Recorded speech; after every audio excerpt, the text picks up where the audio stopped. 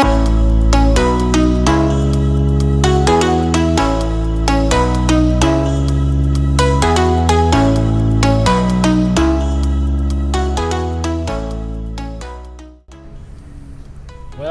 good morning legends. I've just finished my 5 laps of Canning Mills Road, feeling rather good. But I had an epic conversation with my good friend Kyle Masterman yesterday, who, if you didn't follow his journey, rode the Munda Biddi's trail. Just absolutely insane, and there's my computer going off. 1,000-kilometre mountain bike journey in 10 days. So look, I've been friends with Kyle for a number of years. Of course, he lives with type 1. He is a sports nut. He loves being active in all forms and all ways. He's currently right into his gym workouts, but we had a really good conversation. And I've actually filmed the conversation with Kyle a couple of times, but we'll call it a technical glitch with the camera. We fixed that up yesterday. So look, I hope you enjoy this conversation, and sorry it's been a bit of a hiatus between episodes. I've been training super hard and trying to fit everything into my life space. So hope you enjoy. Peace out. See you soon.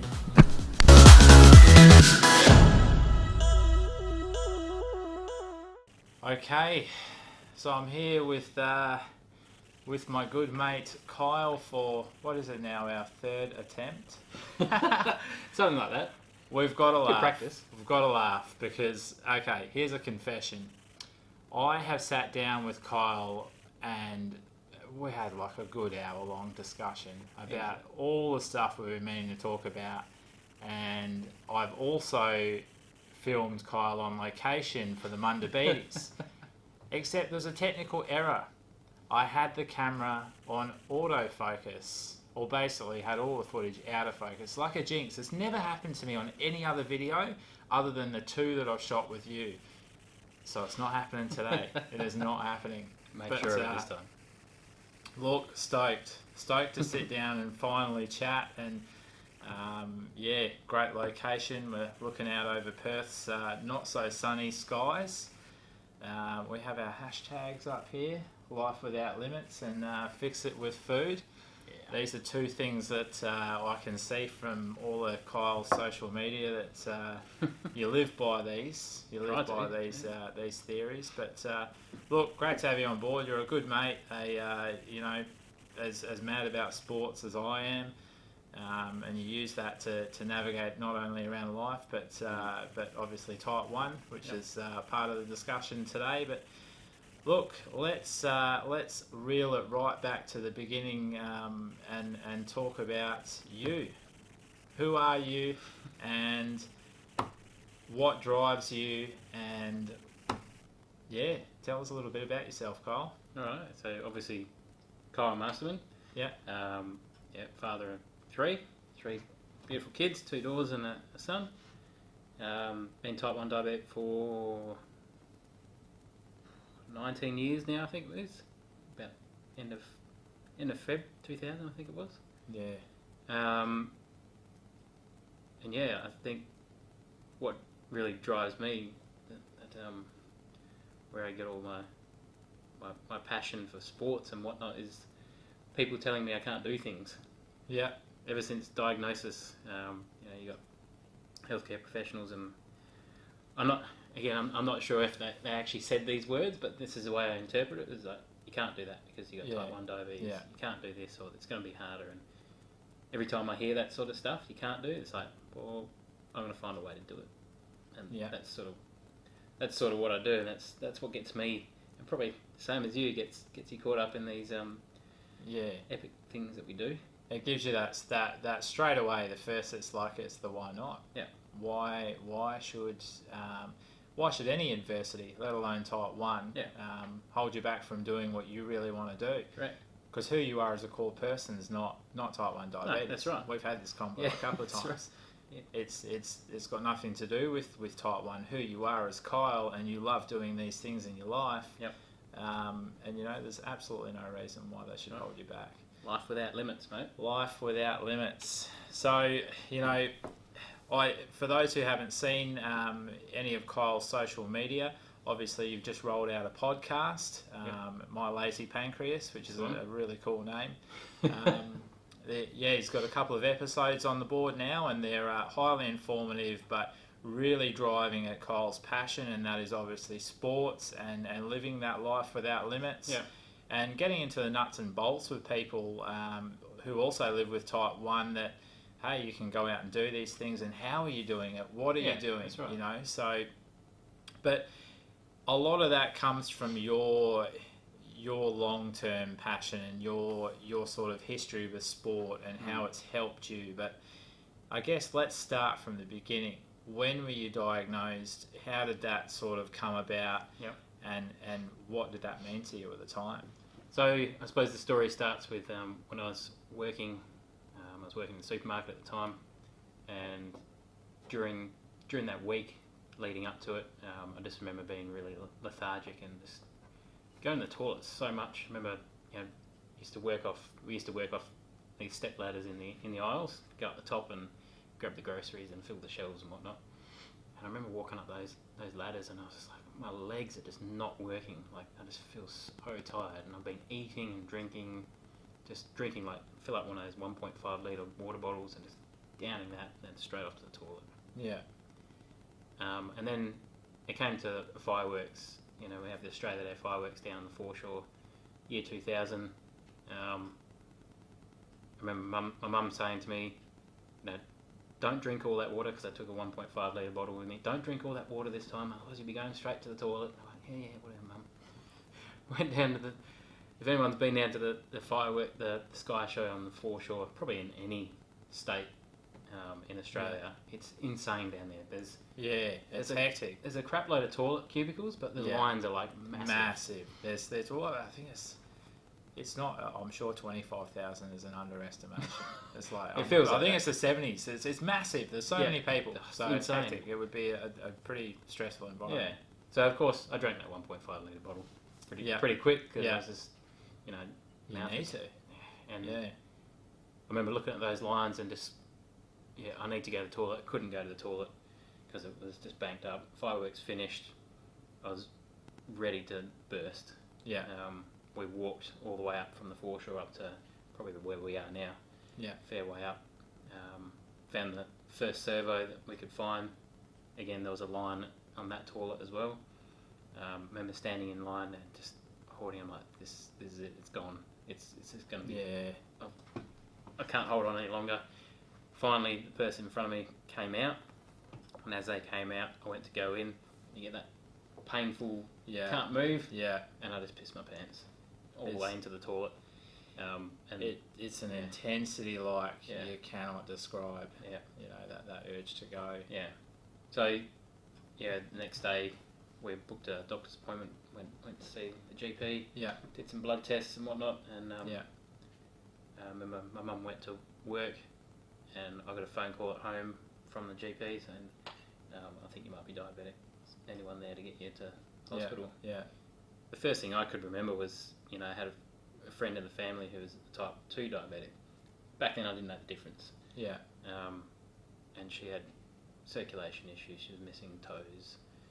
All this issues, and that's all I could remember. I was like, is this what I want? And my mum used to do. I've been fairly open about this before. My mum used to do a lot of artwork. She had these scalpels that she used to do, like the 3D pictures. Oh yeah. And there was one sitting on the kitchen bench, and that was my first thought. I was like, I don't want this for my life, and that's what I looked at. And thankfully that passed. Yeah, pretty quick. I can't remember how I got to hospital, but I got to hospital, and then the next 10 days or so, I was in hospital getting poked and prodded and dripped and all sorts of crap going on, and then you get home and you're just given this it's like a show bag worth of diabetes information, and I just remember my poor mum. Sorry mum for the hell I put you through to begin with, but I just remember grabbing that bag of stuff and just throwing it out of my room and closing the door and jamming the chair up against the door. I just didn't want to know about it. And I can totally, of course, obviously empathise with that. And one of the you know, one of the first emotions I remember feeling was, you know, that outright anger. Yeah. And the anger, as we know, I think, you know, I've read a couple of psychology books and stuff now to understand emotions a bit better in my own journey. And anger is really is driven by a place of hurt, like that pain that you feel. It's like you're wounded, and you are wounded.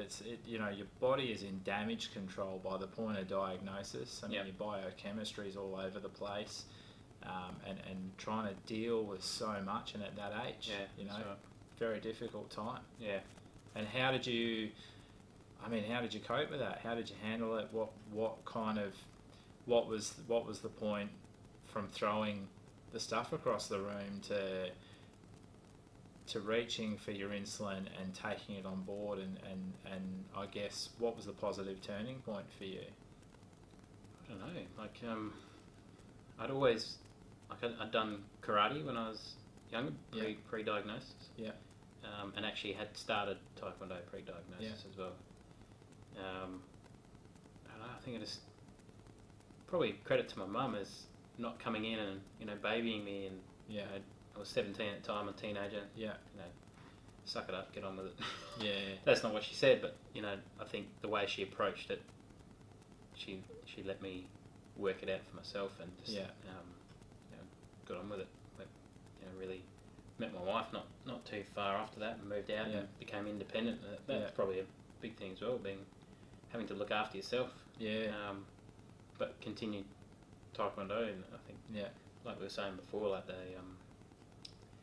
the mental side of Taekwondo and how it drives that discipline. Yeah. I think that was a big thing for me. It's huge, isn't it? Yeah. And that gives you goals. Like I've always, ever since I was a young kid, wanted to be a black belt. Yeah.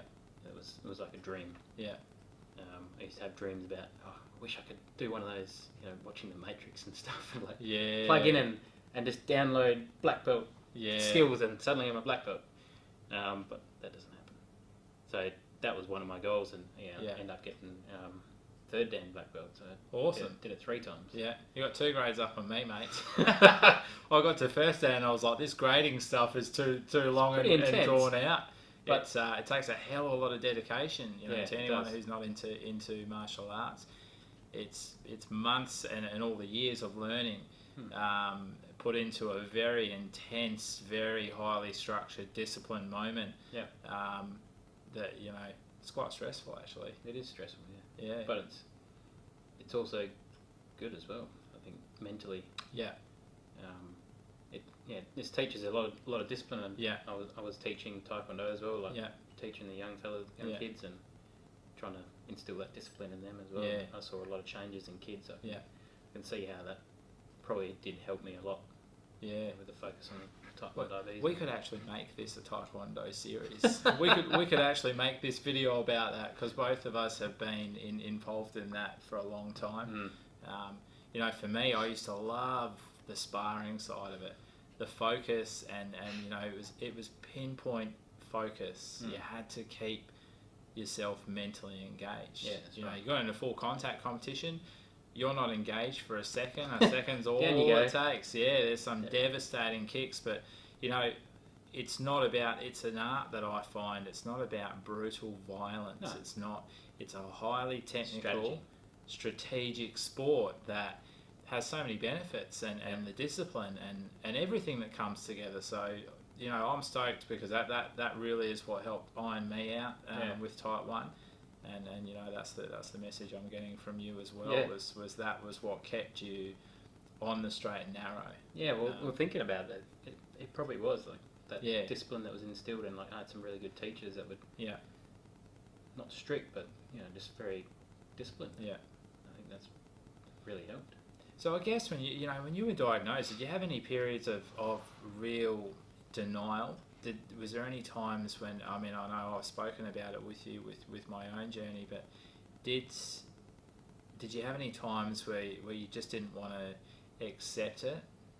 Was there times where you felt that you know, you wanted to separate your life from Type 1 as a youngster? Yeah, right. Yeah, there's probably been quite a few along the way. Yeah. I always get to that. I've probably experienced diabetes burnout quite a few times. Yeah. It's only in the last probably 4 or 5 years that I've really managed to get hold of it. Yeah. And put the right strategies in place and manage it properly. But previously, you always get to a point where you're shit, and you're just over it, and you just but yeah, for me, it never lasted that long. Yeah. Like the trying to ignore it. It's like, I'm not doing diabetes today. You know, within I don't know, 5 or 6 hours, it's like I can't not do diabetes today because this is killing me. Literally, it goes out of control very quickly. Like, and go get on with it. And that's the thing, you know. Once you're right into the sport and you become, you know, I don't think I've ever known you to be anything other than just, you know, you've been totally dedicated to sport and not allowed anything to distract you from that. And you know, type 1's part of that, because if you don't service the type 1 properly, it can quickly affect your performance and where you want to go. But on the vice versa, it doesn't have to stop you from performing either. So it's all kind of tied in. Yeah, well, I don't think I'd be as sporty if I didn't have type 1 diabetes, because you know I took up cycling because long distance cycling, as you know, it's like meditation. It is. You go for like a 100k ride. Yeah. Just along the shore, along the wherever, and it's a meditation thing. It allows you to disconnect from the crap you got to deal with type 1. That inward struggle, you can actually deflect it outwards and take it out on you know, in a more methodical kind of, you know, beneficial way. But look, it's exercise is a key driver. I mean, we've put that message out there a couple of times as to how beneficial it is. And you know, from the Taekwondo, what then led you, I guess, into all your other avenues? I mean, you're into mountain biking, and you know, I've seen you running. I think I agreed to do a half marathon with you until my knee collapsed. I'm not doing marathons anymore. They're I'm tough. not built for running. Running's a whole different arena. Insane. But it's like anything, you know. Our mate Beck Johnson, who just swam to Rottnest Island, I have said to her countless times, dude, I would get into the water and I think I'd make it about 30 metres. I didn't say 300, I said 30 metres and I'd drown. Wouldn't even get to the first buoy and just be like, nah, I'm out, done. You know, and here she is swimming 19k, you know, but you... 19.7. Yes, to be exact. Incredible. And that's the drive. That's a passion from within. That's a why and a purpose. And I see that with everything that you've done. And obviously you had the Munda Biddi's ride, but what led you to that? So what, you know, tell us a little bit about your cycling journey. Yeah, right. I'm a little bit biased because I love cycling, so we'll get onto that now. A big string of events, probably. I suppose to begin with, you know, being type 1 diabetic, you hear about things like JDRF and type 1 ride, Ride to Cure Diabetes, I think it was called. And I thought that would be a good thing. I'd always been into cycling, probably not as much. Yeah. And I saw the Ride to Cure Diabetes. I thought, let's try that. It was 160k ride through the Barossa Valley, where they do the Tour Down Under. Yeah. And I thought, we'll give that a go. Started doing a bit of training. Didn't make it the first time. Yeah. I think it was the first time, maybe been blood sugar, might have been ITB issue. There was something going on. So I think I've done it about 6 times. Yeah. And for probably 3 of those times, something always held me back. But it didn't stop me from getting out there and doing it. And in between that, I started to build the passion for cycling. I was like, I love this long distance endurance stuff and pushing myself hard and getting, you look at 160 k's and that is like epic. Now I see 160 k's and smash it on a mountain bike. It's a whole different arena, isn't it? It is a whole different arena. But it's not just physical; it's the mental. Yeah, that's right. You know, because you got to keep pushing your mind to get over that hill and get down. And from there, like I said, started to drive that passion, and I signed up for the what's it called? Police Legacy Ride. So that was a ride from Karratha to Broome. So it was like just a casual ride. Just a casual ride from vastly extended towns. Yep. So it's similar to your ride across the Narwhal, mate. But that was over 24 hours. So it was 800k, and it was in 2 teams. So like, you were split into 2 So there'd be legs, there'd be like 100k leg, 80, 120, something like that. Yeah. And then you'd swap over, so the bus would take you to the next starting point. Yeah. And you'd hop on, your teammate would get there, they'd get on the bus and you'd continue on. And it was like that for 24 hours. So you'd leave on Thursday, arrive on Friday. Yeah. So we were riding at like 2 a.m. in the morning. I remember out in the middle of nowhere between Karratha and Broome on this highway, there's this like an epic amount of cyclists, and it was a police legacy one, so it was all police escorted. And I remember having there was a cruiser behind us, and we had it might have been a troopy at the front. Yeah. 2 massive speakers on the back, 2 a.m. pumping out AC/DC. Wow. If that's not motivation, Yeah, I don't know what is. And you just cruise along, and then there was times where this fog was setting in, you couldn't see anything. Yeah. But you just hammer along with all these cyclists, and I ended up getting on with the other team. So when you were supposed to do the swap over, I stayed on and I did some extra legs onto that as well, just because it's insane. And I remember getting to the top, so there's like this T intersection when you get close to Broome. Yeah. And you chuck a left, I think it is, and it goes into Broome. And I had to stop, and because I'd swapped over to the other team, I had to stop and get my jersey on to when we got into Broome, so the police legacy jersey. Yeah, yeah. So then I had to stop, get that on, and then I had to catch up with the group. And I rode up to this intersection, chucked the left onto this intersection, boom, straight into this headwind. And I was like, what is this? I was pushing and pushing and pushing. The police cruiser saw me struggling. They turned around, they came back, and they come up in front of me, and they're like, oh, do you want to just sit in our draft for a little bit? Yeah. So I was like, why not? Sitting behind this cruiser for a little bit. And I think we got up to like 40k an hour, and I was just hugging this. Yeah, for anyone who doesn't know what drafting is in cycling, it will, behind a car, will probably take 50% of the effort away. But if you sit behind another cyclist in the pocket, you'll be expending 30% less energy. So you're behind the police car drafting. Yeah, and then I saw it and I got my energy back, and I was like, yep, just go. And I just shot off, caught up with the group. Yeah, and then he ended up getting in. I think ended up being just over 450 k's or something. Wow, 24 hours. It's exciting, hey? It was good fun. You can feel that fire just talking about it. It's like that is the passion. That is where it comes from. It's like a lot of people would think, man, 100k, and it sounds daunting and it sounds terribly, over the top, but it's not. You become addicted to it, and it becomes so rewarding. Yeah, it's great. Yeah, that's what I got out of mountain biking as well. Was again from the JDRF rides. I was cruising along with a guy. I was staying, so you'd stay in the hotels with another person. Yeah, it's like twin shed. Yeah, and having a good chat with this guy. And when we were on the ride, we got to this massive hill, and he just disappeared up this hill. I think it was up Mengler's Hill, which is the hill that So on the ride, you can either go around the hill, that shortcut, or you can attempt it. And I was like, I'm going up that thing, even if I don't make it, I'm going up there. Yeah, and I made it up, but he just disappeared up this hill, and I was like, where is this power coming from? Yeah. So later that night when we got back, I was like, mate, what is going on with these hills? Like, how did you get that much power? He goes, I mountain bike as well. I'm like, let's take up mountain biking. I relate it to vehicles. The difference, I mean, roadies obviously, I'll call us roadies and knobbly tyres or whatever. Yeah. But mountain biking, any mountain biker, cross, roadie that I've ever known has always got good uphill power for that real kick up some of these sharp climbs. Roadies are more sort of that longer, longer endurance climb, but the power, it's kind of like putting a turbo diesel up against a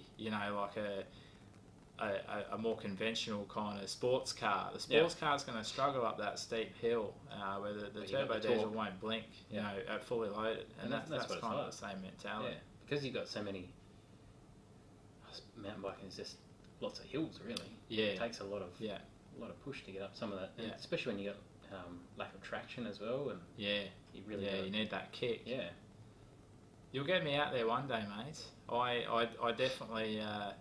It's an ambition to do a bit of mountain biking, but I guess for you, it's you obviously you know, it's your passion, it's your outlet. And from there, I guess, you've been transformed. So you've seen your mate power up that hill and decided mountain biking is clearly your game. And you're pretty regularly into doing that. How often do you mountain bike now? I mean, lately not as much as I'd like to. Life has been pretty busy. Yeah. You know, a lot of kids sports and that sort of stuff. Yeah. So being a parent, you got to focus on all that sort of gear. And that's the other side of it. In our life, in our discussions, I mean, I always see people doing hugely incredible things out there and athletes and whatever, but it's a whole different ball game when you've also got a full-time job and a family to support and kids and all of that stuff. Trying to fit in the training and dedicate yourself to keeping fit, but also having that as your outlet. It's a challenge. It's always a balance. But to be honest, I suppose my family gave up, 12 months leading up to the Munda Biddi ride. It was 12 months worth of training, and they understood that I needed to be out there riding and training hard. So I suppose in that 12 months, I sort of haven't spent as much time with them. So now it's sort of coming back. And that's what I spoke about with you as well. It's the same for me. You know, when you commit to one of these things, sometimes it looks like it is an incredibly selfless thing to do it and raising awareness for a cause and inspiring and encouraging other people. But as an individual, it's also your family makes the sacrifice. My family made a sacrifice for me to ride to Sydney, and I can see that's the same. There's no other way around that. You have to be selfish. Yeah, and on the flip, it becomes their campaign as well. They take ownership for it. They take pride in it. It's a family thing, and that's what's also really powerful about it is them getting behind it and supporting what you're trying to do. Yep. So, what led to Munda Biddi? So I'm going to break this down quickly as to what it actually involved, because I don't know how you can fit 1,000 kilometres of bush trail, hail, sand, rocks, muds, mechanicals, everything into a summary, but it was a 1,000 kilometre journey from Mundaring down to Albany. Spiralling through Perth Hills, up, down, all over the place, on a mountain bike, on a sand track, or for whatever that track was made of. Incredibly tough. You know, I can say riding 1,000 k's on the road would be hard.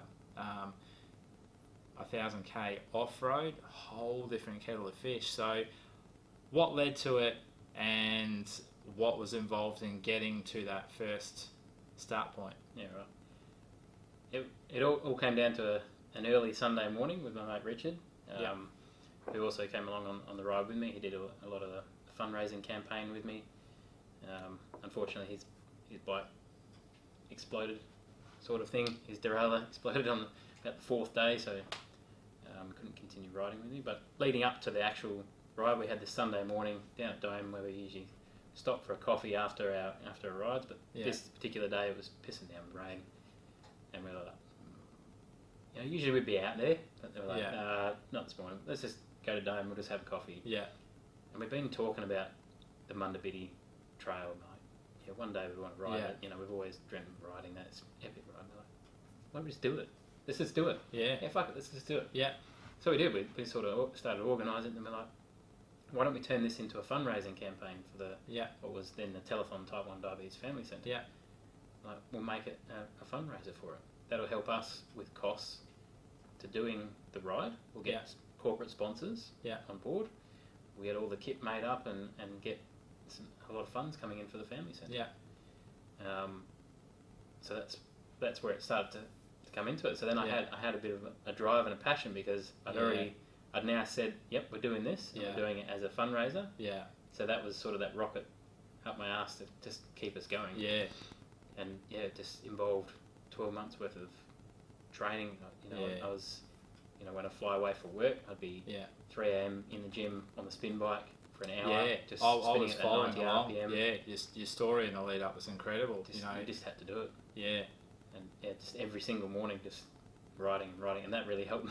Yeah. When you saddle sores on big rides, which thankfully I didn't get on the ride. Yeah. Which I know you're a bit jealous of when we finished. Mate, let's not even touch on that subject because I still cannot sit down properly.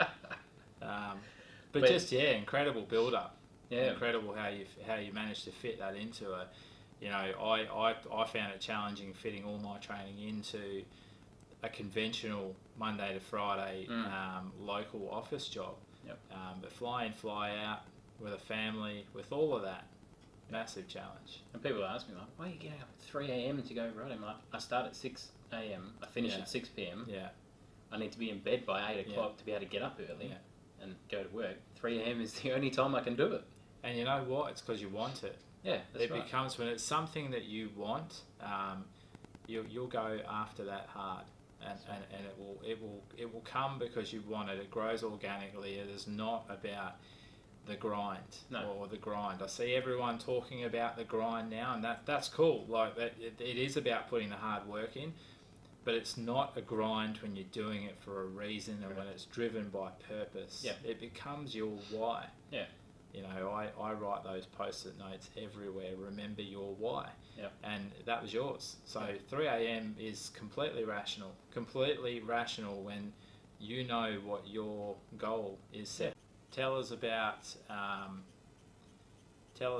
where it went from there. So obviously you've spent 12 months at least training hard, sacrificing, making it your why,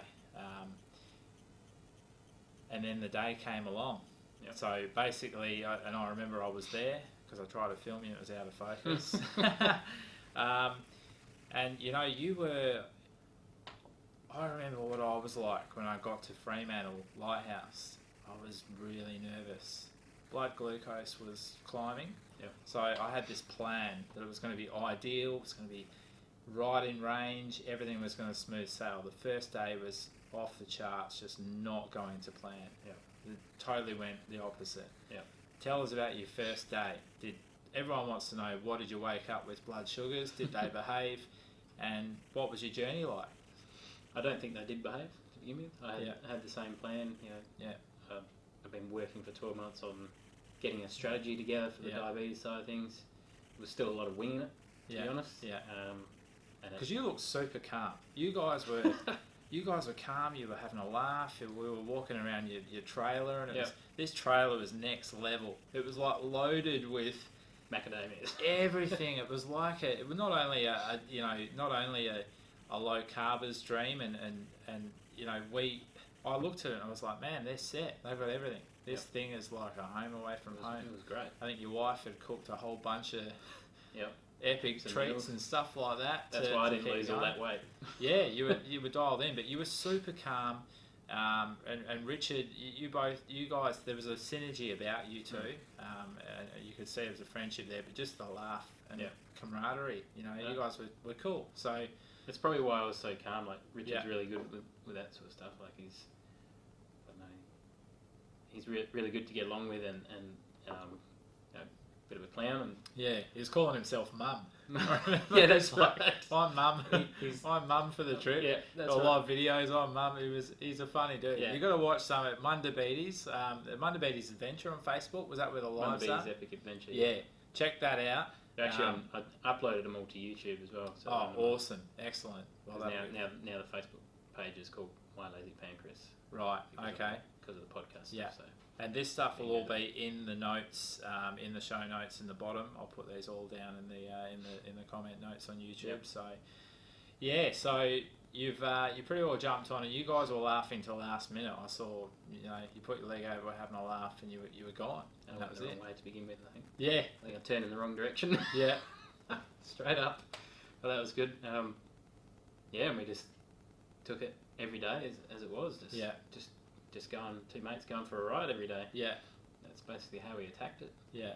We knew where we wanted to be at the end of the day, and just cruise along. Did everything go, because we have this strategy, and I know I had a pretty tight strategy. This is how I'm going to attack it, and this is how it's going to go. It didn't go, it mostly went to plan, but there was things that just happened. They're incidental. It's just things that happen on the day. Yeah. And you've got to adapt and strategize. So how, what happened along the road? Was there a moment when type 1 started to misbehave? Was there a moment when things were like, hang on, this isn't as a plan, we're going to have to adapt? Yeah, for sure. I mean, as you know, mountain biking is a totally different sport to when you're road riding. There's so much fluctuation in effort, and then of course your blood sugars do the same thing. I was down on like 1 or 2 units of Lymphatic for the whole 24 hours. And the first few days, my strategy was just going shit. Fitness wise, it was fine. I was just powering along, doing what we needed to do. Getting over all these massive trees that were across the track everywhere. It's like a cyclone had been through there. It was just scrub and trees and like massive trees, especially when we got into Walpole. Just huge trees across the track, and you had all your gear on your bike. Bags and whatnot all loaded on top, and you had to lift that bloody thing over these massive blocks. Jeez. But the first few days, I just kept going low. Like, I'd be riding and riding. We spoke about this the other day. Like, how many people can get out on the bike and ride 100 k's in blood sugar like 2 or 3, and just keep on going. But I wasn't doing that on purpose. I was still having glucose, and I was still trying to get it up. But just wouldn't happen. And very unpredictable terrain. It's almost like the terrain kind of dictates the rhythm, and it's hard to get a rhythm, I guess, if you're up and down and having that sort of sand 1 second and loose ground the other, and But it came down to just a simple error that I was making. I remember texting Beck at one of the mornings. I can't remember where it was. It was like 5 a.m. in the morning. She was texting me, and I was saying, I don't know what the fuck's going on. Everything's just falling to shit. I'm just going low all the time. I was just beside myself. I just didn't know what was going on. She rang me, and as we do, we nutted it out. And she's like, what are you taking? How much are you taking? When are you doing it? And then sort of just realised that I was stacking my Levemir, my Humalog. My regular. Too many insulins. So I'd been stacking it, so been giving another dose before the other one had run out. And because it lasts for so long, it was just driving me down. I was just like, stopped doing that and went back onto short acting and just did short acting. Fine.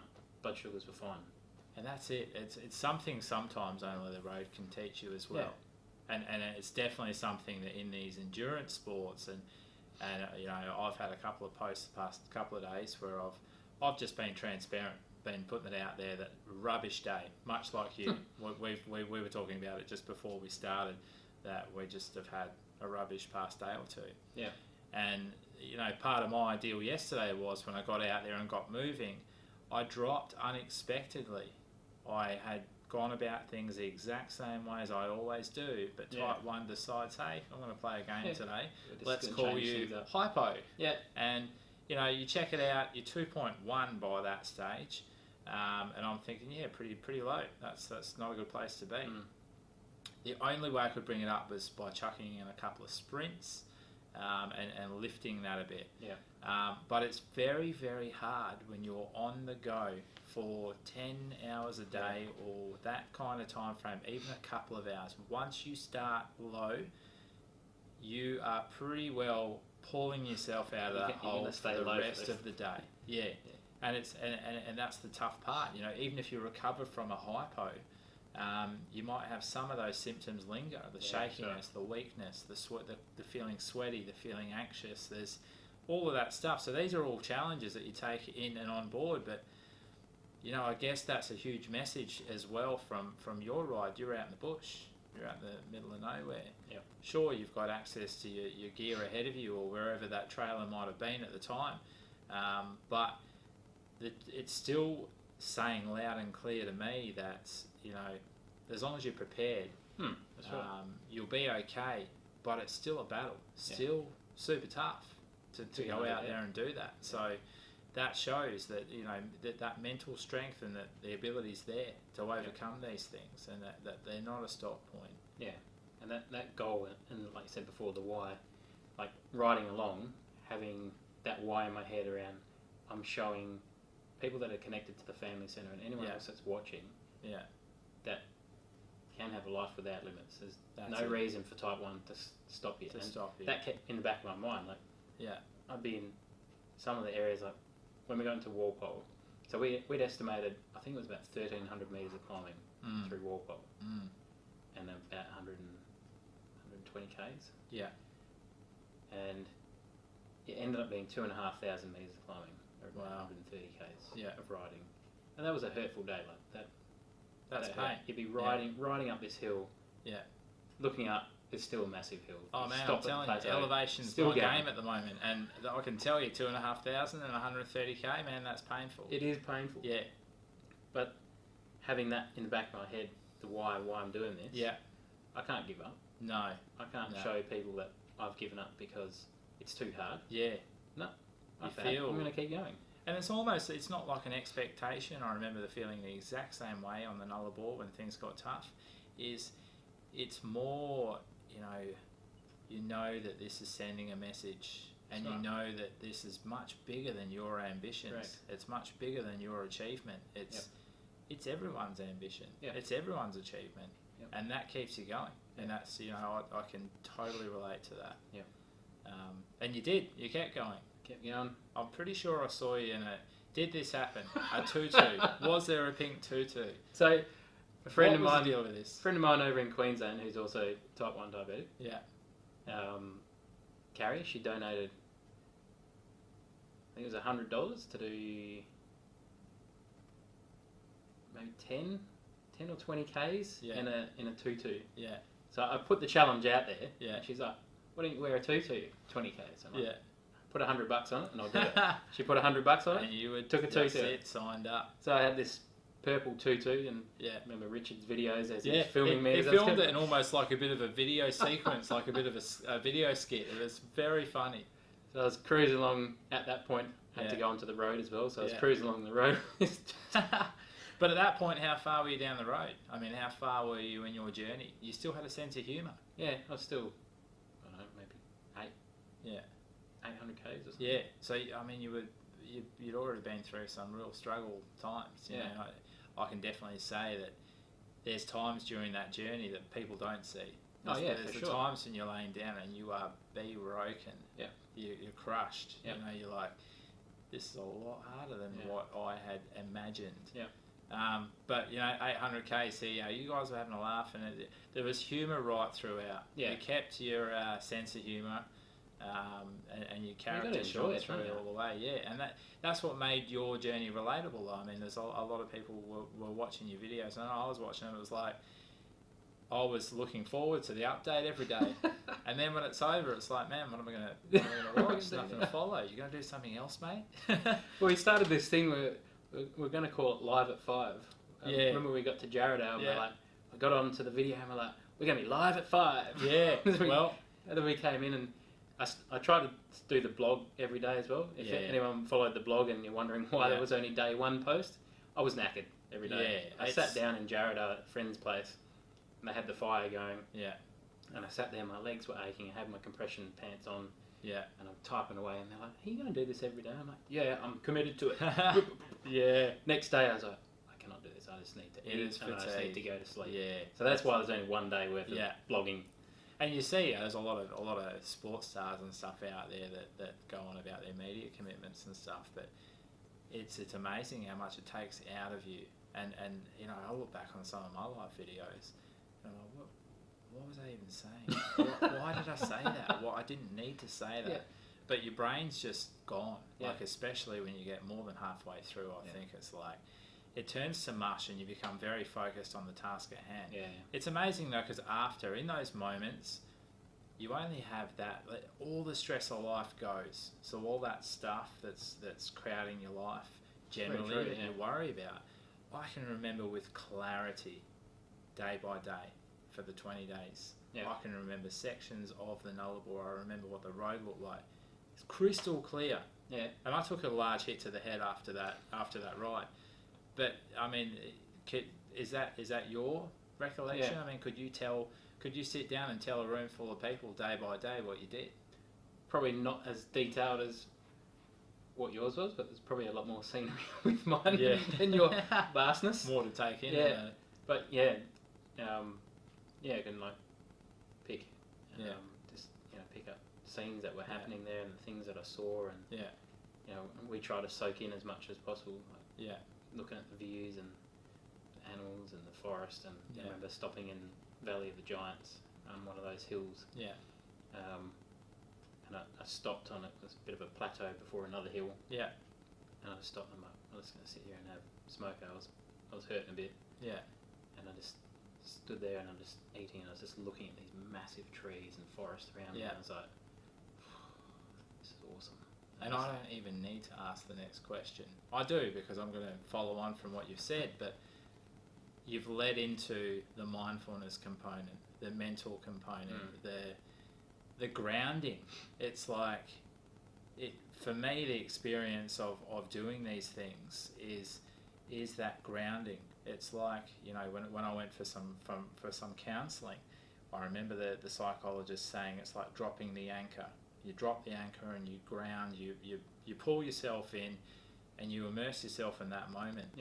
And it's like moment after moment after moment like that in these events where you can really focus on being mindful, and it's a huge skill. It's hard. It's hard. Hard to stop. It is, but it's a hugely beneficial skill as well, I found, in life.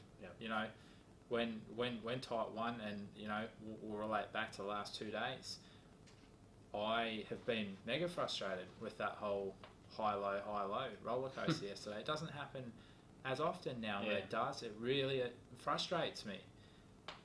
And having that skill that I've developed from those other aspects in life, that mindful technique to pull you back down and slow you down and not rush away with it. It's not forever. No, that's right. Valley of the Giants, though, I mean, that's a pretty epic place to practice mindfulness. Yeah, that's right. I just remember I don't think I had signal at that point on my phone either. And I remember Richard telling me they were going to come look for me because I'd stopped for so long. Because I had your spot tracker going. They could just see the spot on the one spot. What's going on here? And it wasn't until I got up and got a signal and like, no, I'm good, I just sound smoko. It's like false alarm every time those things stop. So I guess from there, I mean you completed it because you're here, 1,000 Ks, and you pretty well, it went to schedule.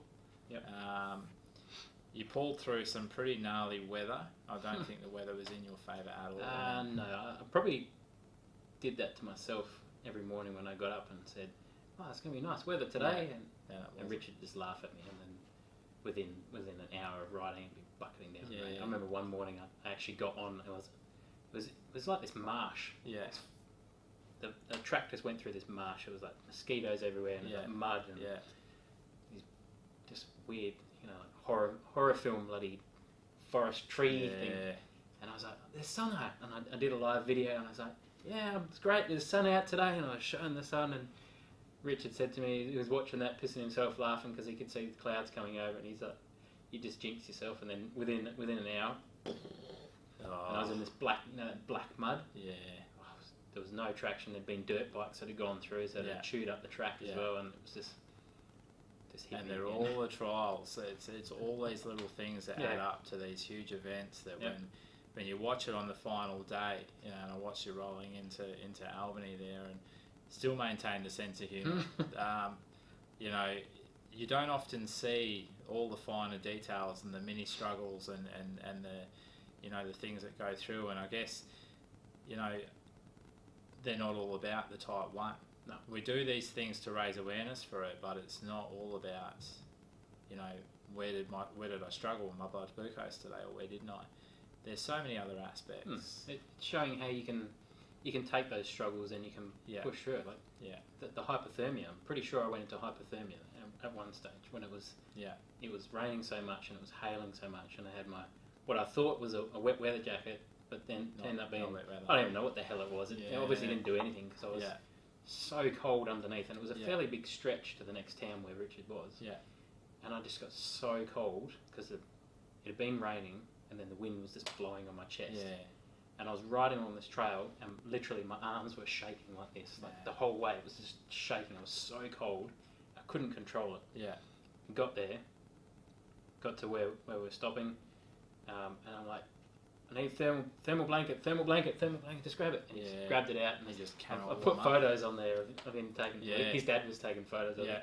I was like, arms up, got this blanket around me, duct tape, and just rather than stopping and saying, nah, it's too cold, and I need to give up.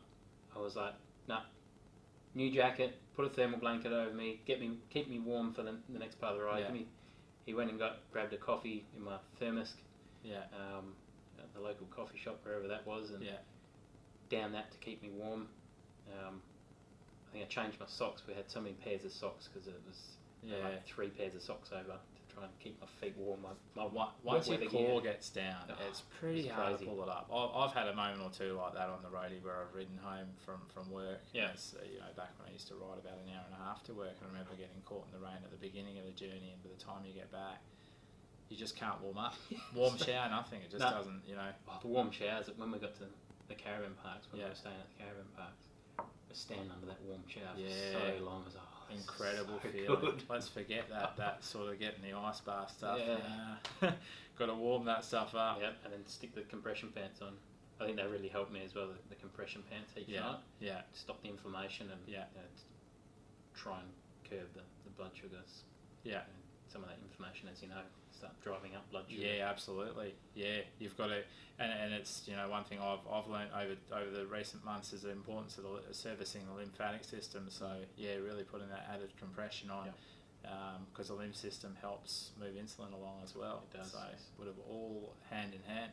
Yeah. But these are all the little things that you put into that strategizing approach to doing these things, and you've rolled into Albany. What was your take home? What did you, other than achieving so many goals and raising a lot of funds for the family centre and really, not only proving to yourself but to other people, type 1's not a boundary. What was your take home when you come away from that? What was your feeling? I felt with all the comments and sort of all the feedback that I was getting through the campaign, and meeting the family at the end of the ride in Albany, and just seeing the influence that I was having, made me feel like there was more that I could do to influence the community and influence people out there with type 1 diabetes. That was the whole thing. Whole point of it was that awareness campaign, same as yours. But I need to do something. We can't just keep doing these epic events. We can. It's a bit insane, but that's sort of why I started to. I'd been blogging for a while. But that was more for me to be able to release the crap that I was going through. Because I was never really good at talking about my feelings. So that's what the blog was for, but I decided to turn that into, what's finally come about is the podcast. Thinking about that for a while. People don't want to keep listening to my stories. I want to be able to share what heaps of other people like yourself. That's the power of our community. Being able to share and connect with people is a huge thing, because there were so many years when most of us lived in what I'd say solitary confinement with type 1. Not coming across another person with it, but not being able to reach out. Now there's a massive network, and the podcast that's going to do huge things for people. I hope so. It is a huge contribution, and having the ability to listen to other people living with that element of challenge that we we do. It's about empathy and connection, and it's huge. Definitely. So I'm looking forward to more of those. So what's next? What is next? Other than the podcast, have you got any other long 1,000k mountain bike journeys or anything going on? A few ideas? There's a few ideas, but probably a bit longer than 1,000 k's. I'm really into that long distance mountain bike. What do they call it?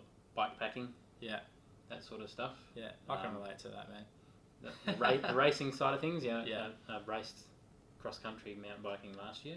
And I loved it. It was fantastic. But this year, it's not something that's really. It was great to experience.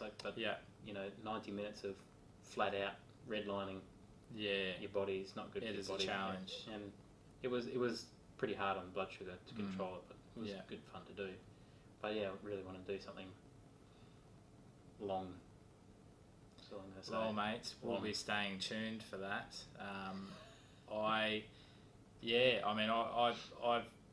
We've been good mates now for a good couple of years, and it's always good to have a chat. And I will definitely get out for that ride. I need to buy a mountain bike.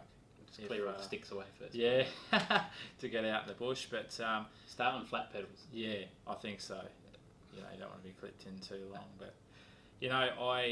Thanks for coming and having a chat with us, mate, because I think that you've got a very positive message to share with everyone. Yeah. Hopefully everyone will watch this. Let's get it out there. I'll share it on the podcast. And keep on keeping on, because there's a lot of people that be inspired by your journey. And, the biggest take home from anything that I watch you doing is that type 1 is not limitational. It is a life without limits. You'll see every one of my Instagram posts and whatnot. Yeah. Always life without limits. And waffles without high blood sugars. Waffles without high... That's a good hashtag. Waffles without high blood sugar. There you go. Some of your photos, mate, with some of that food on there, it's definitely showing that you don't have to be restricted by having a low carb approach. Yeah, that's right. So just eat to optimise blood sugar. Is that cool? Well, mate, thank you for the coffee, and we'll leave you with that, guys. All the show notes will have Kyle's links to his rides and his fundraising attempts and his podcast, My Lazy Pancreas. Yep. Peace out.